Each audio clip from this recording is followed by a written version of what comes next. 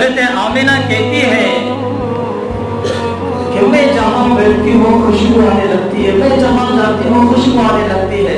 آپ صرف خوشبو سے پریشان ہو، آپ صرف خوشبو دیکھتے ہو، میں آپ کو اگر کچھ اور چیزیں بتلاؤں تو آپ لوگ مجھے دیوانی کہو گے، پاگل کہو گے۔ میں نے ایسی ایسی چیزیں دیکھی ہے کہ اگر آپ سنو گے تو شاید آپ مجھے پاگل کہو گے۔